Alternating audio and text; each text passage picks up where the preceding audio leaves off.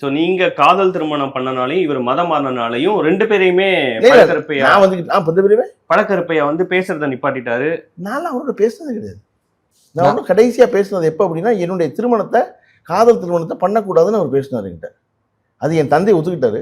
அவர் சொன்னார், உங்களுக்குலாம் சிந்திக்க தெரியாது, அவனை எங்கிட்ட அனுப்பு. நான் தான் இந்த குடும்பத்தில் பிறந்த ஒரே ஒரு சிந்தனாவாதி, நான் எங்கிட்ட அனுப்ப. எனக்கு என்ன இருக்கு, நான் முடிவு எடுத்துட்டேன். நான் வந்து எனக்கு யார்கிட்ட வந்து சொல்லணும், அப்பா என் தந்தைகிட்டையும் என் தாய்கிட்டையும் சொல்லணும். அவங்க 2 பேரும் தயாராகிட்டாங்க. ஒருத்தர் கூப்பிடுறாரு, இந்த வீட்டுக்கு ஒருத்தர் மூத்தவராக எல்லோரும் மதிக்கிற ஒருத்தர் இருக்காரு, நானும் மதிக்கிறேன். கூப்பிட்றான்னு போனேன். ரொம்ப நேரம் பேசினார் அவர். காதல் திருமணம் பண்ணக்கூடாது, அதனால என்ன ஆகும், அது இதுன்னு பேசினார். நான் எல்லாமே முடிச்சுட்டு சந்தைக்கு போகணும், ஆத்தாவையும் காசு கொடுங்க, நீங்க என்ன எவ்வளவு வேணாலும் சொல்லி, எனக்கு அதெல்லாம் பிரச்சனை இல்லை, நான் கல்யாணம் நான் பண்ண போறேன். இல்ல ரெகுலரா கேட்கறது தான். அவ்வளவு புத்தகங்கள் படிச்சு அவ்வளவு அறிவாளியா வெளியே காமிச்சுக்கிறவரு, காதல் திருமணத்துக்கு ஆதரவா பல்வேறு விஷயங்களை பேசுறவரு. ஐயோ, அவர் இருந்துட்டு போறாரு, ஒரு பிரச்சனையும் இல்லை. நான் என்ன சொல்றேன், அதை டிக்ளேர் பண்ணிருக்கேன், பண்ணிட்டாங்க. நான் இப்படித்தான் டிக்ளேர் பண்ணிருக்கேன். பண்ணிட்டீங்கன்னா முடிஞ்சு போச்சு.